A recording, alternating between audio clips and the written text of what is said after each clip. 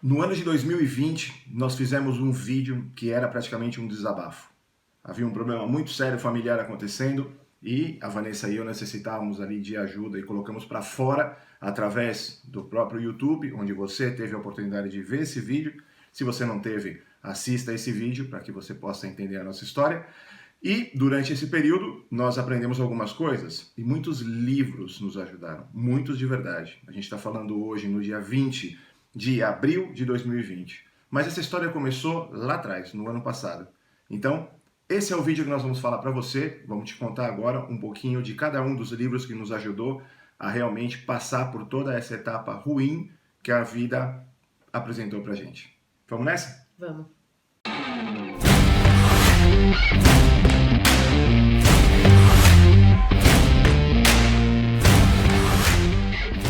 Bom, no ano de 2019, se você chegou a assistir o nosso vídeo anterior, você pode ver que nós fizemos um vídeo falando a respeito da minha mãe, de um caso grave de AVC, que ela foi acometida e que nos pegou de surpresa. Não estávamos preparados para nada, não? Para passar por aquela situação. E aí, o que foi que aconteceu? Pois começamos a buscar ajuda, começamos a buscar informação para poder saber como lidar com aquela situação em todos os aspectos. Falando, por exemplo, do aspecto financeiro, falando, por exemplo, do aspecto de inteligência emocional e resiliência, essa capacidade de, sabe, ser igual uma esponja, ser comprimido e chegar a um limite onde você acha que não dá mais e quando aquilo passa, você volta ao seu estado natural. Bom, nós buscávamos informação, mas não sabíamos por onde. Se você vai buscar livros, você vai encontrar 1 milhão de livros falando sobre vários assuntos que são relativos a esse tema e outros nem tanto. Então, precisava se formar o quê? Uma mentalidade, o que se chama de mente mestra. Nós estamos nessa fase ainda de aprendizado, mas vamos falar a respeito dos livros que nós vínhamos já lendo, alguns já, bom, desses que nós vamos falar hoje já tínhamos lido anteriormente e que nos ajudou nessa formação. E olha, esse vídeo não tem nada a ver com cultura financeira, formação financeira. Nós não somos formadores financeiros, nós não somos youtubers, nem de finanças, nem de autoajuda. Nós somos duas pessoas que, assim como você, se você vive com alguém, se você vive sozinho, enfim, que você está na sua jornada, somos duas pessoas que estamos na nossa e que estamos tentando aprender com tudo isso e dividir com a galera que vem acompanhando nossas apresentações, nossas incursões aqui no YouTube, dividir essa experiência. E está sendo muito bacana. Eu te agradeço que tenha visto, você que tenha visto os vídeos anteriores. E se você não viu, faz você assim com o dedinho, que nem os youtubers fazem. Não, faz você. Se você não viu, a gente vai deixar o vídeo aqui em cima para que você conheça um pouquinho mais dessa história. Agora preciso aprender a colocar o vídeo nos cantinhos, porque eu ainda não sei fazer isso com o card. Bom, nós vamos falar de 3 livros, tá? Esses 3 livros têm a ver, para mim, são livros que eu peguei muito carinho, porque são livros que me ajudaram naquele momento com a minha mãe, onde eu precisava controlar tudo que estava em volta, junto com meu irmão, meu pai, minha avó, meus tios, minha cunhada, que se não fosse ela em muita coisa a gente estava perdido. E realmente esses livros ajudaram muito nessa formação, nessa maneira de pensar. Então, não se deixe levar às vezes pelos títulos, porque não tem nada a ver só com finanças, tem a ver com forma de pensar, tem a ver com a palavra que hoje está quase banalizada, que é mindset, tem a ver com realmente compreender. Sim, tem muito mais a ver com riqueza emocional do que a riqueza financeira, né? Exato. São 3 livros, mas sim que é verdade que existe um livro que é uma compilação geral de tudo isso. A gente vai falar num outro vídeo sobre ele. Só porque sobre o livro, ele, né? Esse livro tem, olha, eu tenho a versão física dele. Esse livro tem, deixa eu dar uma olhadinha, 222 páginas. É este livro do Thiago Nigro, que é do 1000 ao Milhão.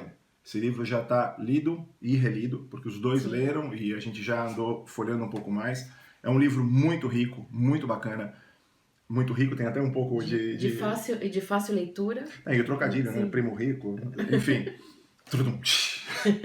Mas o caso é que é um livro super bacana, que tem tudo a ver, ele compila muito as informações que a gente vai falar nos outros, porque os outros eles focam em cada uma das coisas. E por falar em foco, vamos deixar esse livro de lado pra gente falar dele depois. A gente vai fazer um vídeo só sobre ele depois. Isso, vamos falar de 3 livros em concreto, que eu quero começar por um que no ano de 2017... No ano de 2017. Antes disso tudo? Bastante mais, assim... Sim. Aqui, esse tema de bastante antes, bastante depois, é muito típico da língua, né? E às vezes a gente comete algumas falhas, então Desculpa. Mas vamos lá. Este livro, em espanhol, eu também tenho, eu tive a versão digital dele, aí tive a oportunidade de comprar o físico, eu gosto de ter livros físicos. Se chama, no Brasil, A Única Coisa. Aqui é Solo Una Cosa. E é o livro que fala do foco, que te ensina a fazer, te ensina a focar no que realmente importa. Esse livro foi escrito pelo Gary Keller. Gary Keller, se você não conhece, eu acredito que no Brasil não tenham muitas, ou talvez nem tenham unidades da empresa dele. O Gary Keller, ele é um dos maiores franqueadores de imobiliárias do mundo. Existem 3 grandes marcas, basicamente, no mundo muito reconhecidas, né? Uma é a Keller Williams, onde ele foi um dos fundadores.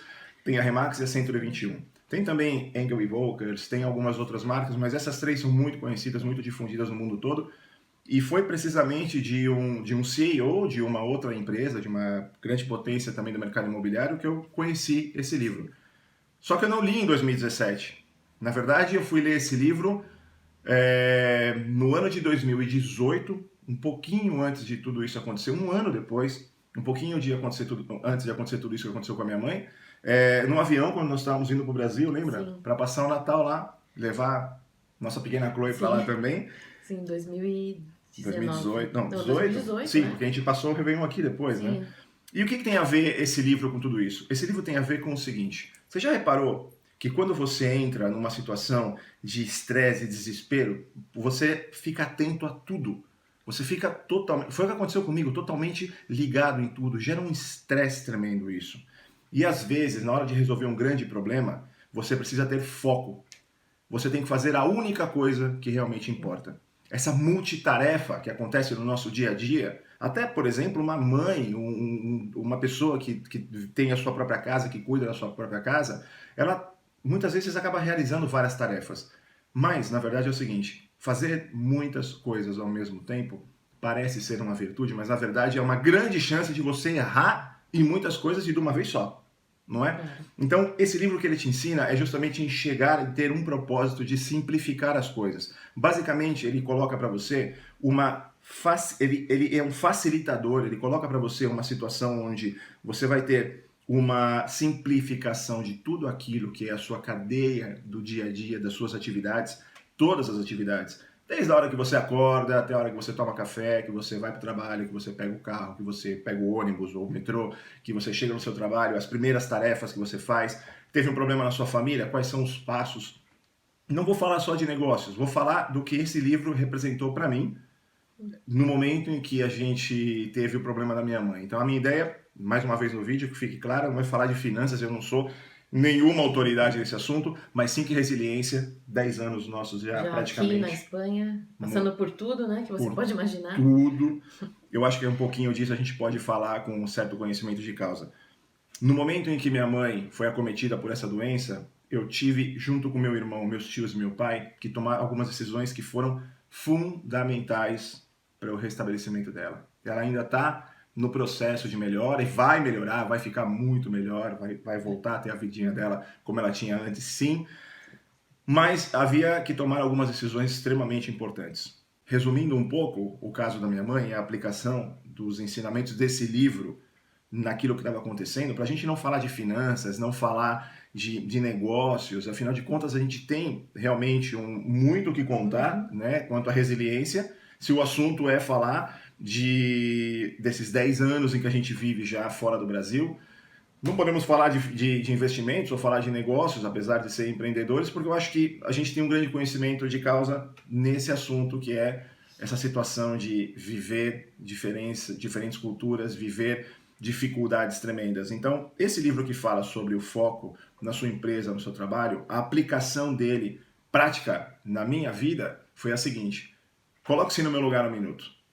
Sua mãe está entre a vida e a morte em um hospital. E você precisa tomar algumas decisões muito sérias e muito fortes sobre a vida e a morte dela. Sobre operar ou não operar, tomar um caminho para tratamento ou outro caminho.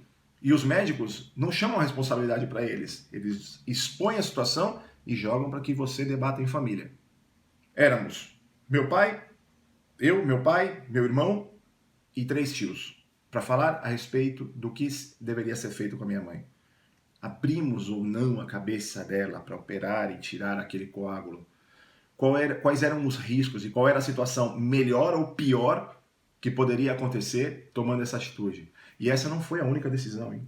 Nós tivemos que tomar várias durante esse processo. E eu acredito hoje que todas as vezes em que eu tive que tomar essas atitudes, tomar essas decisões, eu pude me centrar somente na única coisa, o foco. Ter foco somente naquilo. Uma coisa importante é você entender que não existem prioridades, existe prioridade. A palavra prioridade não deveria aceitar plural. Por quê? Porque só existe uma prioridade, a única coisa que você deve fazer. E é sobre isso que esse livro trata, para que você não perca o seu foco, para que você possa realmente trabalhar a sua mente e a sua forma de pensar de uma maneira objetiva, clara e simples.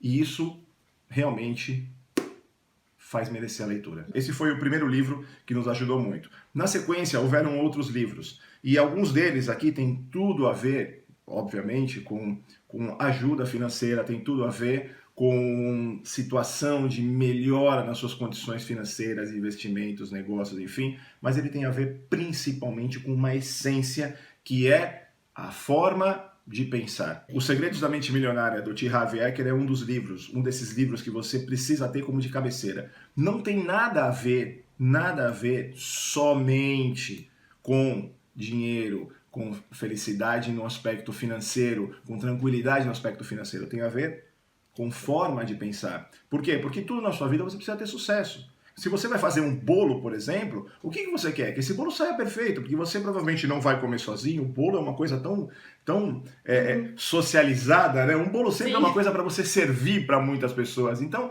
você quer o quê? Que aquelas pessoas sejam felizes, né? Vamos dizer assim, que elas realmente desfrutem daquela comida, daquele prato, e que você sinta que teve êxito, teve sucesso naquilo. É uma questão de pensamento. Mas o bolo pode sair errado. E aí, como lidar com isso? Uhum. E é sobre isso que esse livro que encantou a Van, e a mim também, fala. Sim, o autor fala que você naturalmente tende a repetir o que os seus pais faziam em relação ao dinheiro também. É um padrão. Isso é um padrão. Isso realmente aconteceu com a gente, né? Muito. E provavelmente pode ter acontecido com você também. Pode não, deve, né? Porque é inerente ao ser humano. Você cresce, né, naquele ambiente, né?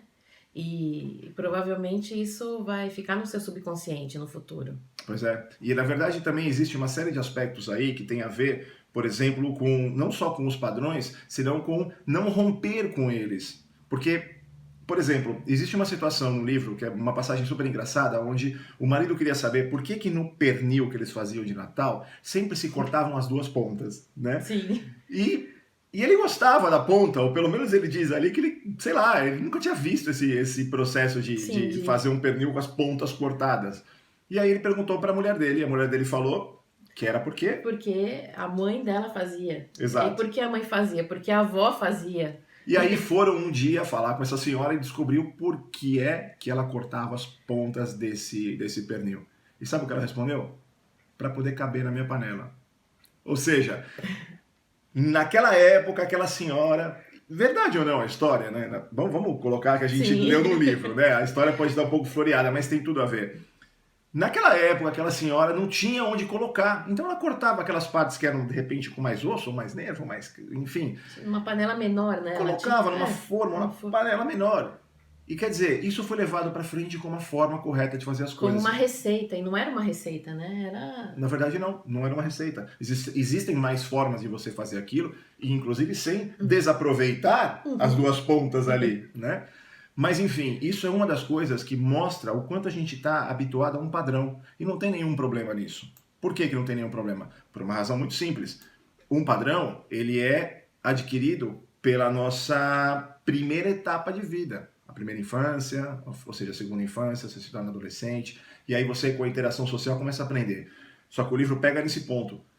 Por que você continua fazendo aquilo? E olha o que pode acontecer na sua vida se você seguir esse padrão. Mas também olha o que pode acontecer se você romper com esse padrão. E ele rompe, né? Sim. Vamos falar agora sobre um livro que fala sobre pai. Sim. É esse, Pai Rico, Pai Pobre. Esse aqui, Padre Rico, Padre Pobre, aqui na Espanha. Sim. Então tá bom, fala você ou falo eu desse livro? Bom, falamos juntos. Tá bom, porque esse livro realmente é um livro que é esclarecedor. Esse livro, junto com os demais, eles compõem uma forma de pensar.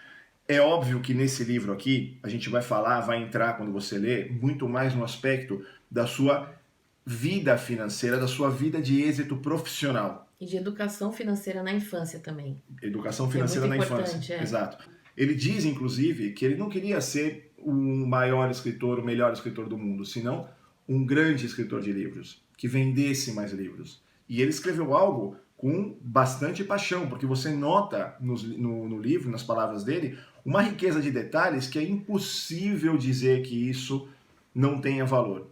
Ele te ensina, por exemplo, com o exemplo do pai rico e do pai pobre, uma situação... Porque ele tinha dois pais, ele conta, né? O pai rico, que era o pai de um amigo dele, que era um empresário, e o pai pobre, que era o pai dele, que seguiu a carreira acadêmica, que tinha um emprego formal, um rendimento mensal, lá todo mês o dinheirinho caindo na conta, e tinha o amigo do pai, do amigo dele, que era um empresário. Não tinha nada disso. É. Só que tem uma coisa interessante nesse aspecto do pai pobre, vamos dizer assim, que era o pai dele. Esse cara, ele ganhava bem, ganhava constantemente, tinha a segurança, vamos dizer assim, de um emprego estável. Mas ele vivia para pagar as contas. Exato. E ele não era um cara, precisamente, que economizava ao ponto de poder montar outros negócios e tal. Ele acabava gastando, porque sempre faltava. Veja, se você ganha um X, vamos supor, você ganha R$1.000 por mês, e as suas contas são de R$1.000 por mês, você está sempre com as contas pagas. E se um dia você precisar de 1.100, porque você bateu o carro e precisa arrumar o carro com R$100? Imaginando-se que se possa arrumar um carro com R$100 no Brasil nos dias de hoje, né? Como é que você faz? Você vai fazer uma dívida. Por quê? Porque você não pode pagar naquele momento, vai pagar mais lá na frente. Algo lá na frente, no próximo salário, vai ter que ser das suas contas mensais, dos seus gastos mensais, vai ter que ser subtraído para você poder pagar essa dívida. E se não for assim, você vai fazer essa dívida a um crédito de mais longo prazo, vão te cobrar juros por isso, por esperar a que você pague tudo, por correr esse risco, e você acaba tendo que buscar uma forma de pagar essa conta. O pai pobre vivia nessa situação, apesar de ganhar bem durante toda a vida. Já o pai rico, ele passava por uma situação diferente, né, Vá? Sim. O pai rico, o que ele fazia era basicamente o dinheiro que ele conseguia, vamos dizer dessa forma, reinvestir em negócios onde ele pudesse fazer com que aquilo crescesse, faturasse mais e ele pudesse, a partir dali, utilizar esse dinheiro não só para gastar com as contas, senão para montar novas estruturas no seu negócio, para que esse negócio ganhasse uma escala de crescimento. Ou seja, ele investia em ativos, enquanto o pai pobre era investir em passivo. Exatamente. Exatamente. E essa diferença entre o conhecimento do que é um ativo e do que é um passivo, sim, o livro também conta. Ele conta muitas outras coisas super interessantes, como, por exemplo, o mercado imobiliário. A gente aqui se dedica ao mercado imobiliário, nós somos, sim, corretores de imóveis aqui na Espanha, mas é verdade que... E é um investimento que o autor, ele comenta que é o que ele mais gosta de fazer. Exatamente, exatamente. E não só o que ele mais gosta, como o que ele aprendeu de tal forma que ele já escreveu outros livros falando a respeito de investimento no mercado imobiliário. Vale a pena? Claro que sim. O conhecimento nunca vai te ocupar espaço. Então, olha, são 3 livros que te ajudam a ser mais forte e menos frágil. Vale muito a pena ler. São curtos, são livros, se você não é muito de leitura, são livros que você acaba rapidamente. Sim. A história dos 3, né, Dos 3, é. Ela realmente te chama a atenção, vai te envolvendo e quando você vê, você já está no final do livro. E se você não curte tanto... Tem um audiolivro, né? Exato. Esse livro aqui nós lemos e ouvimos no carro, né? É verdade. São 6 horas de audiolivro. Você no trânsito, em 3 dias, 4 dias, você matou esse... Bom, agora não com o coronavírus, né? Sim, mas no Brasil em um dia, né? 3 horas de trânsito. Na ida e na volta do trabalho. Mas olha, vale a pena, vale a pena. Adquira esse conhecimento. Se você não curte ler, escute, porque os audiolivros também são muito bons. Eu acho que a retenção da informação fica um pouco a desejar, às vezes, no audiolivro, porque você está dirigindo, por exemplo, você se dispersa. Mas vale a pena. Sim. Vale a pena, vale a pena. Então, não deixe de conhecer esses 3 livros e conhecer esses autores. Vale muito a pena você poder observar que esses livros podem fazer um grande provento, um grande benefício para a sua vida. Ele pode trazer benefícios e proventos para a sua vida, mas você precisa ler. Se você não ler, fica difícil. Então, Sim, aproveita esses momentos que você está em casa para começar a ler. aqui a gente ainda fica até dia 9 de maio, né? Né? E você aí no Brasil, como é que tá a situação? Em Como é que São tá? Paulo até 10 de maio, né? Ah, 10 de Pelo que eu maio? vi. É. Bom, o Brasil é um continente, né? Então, Sim. você que está assistindo esse vídeo, que você está em outra cidade, está sei lá, tá no Acre, tá no Amazonas, tá, não sei, no Tocantins, em outros estados, comenta um pouco como está a situação aí na sua cidade, como está sendo esse pensamento, essa retomada, ou os planos para a retomada das atividades depois, como está afetando você? Conta pra gente aqui nos comentários, vai ser muito bacana ouvir, ou seja, ler o teu comentário. A gente sempre responde a todos os comentários que recebe. Então, desde já, muito obrigado por fazer comentário, por assistir o vídeo. E a gente se vê No próximo vídeo. no próximo vídeo. Tá bom? Forte abraço e até mais. Tchau. Tchau.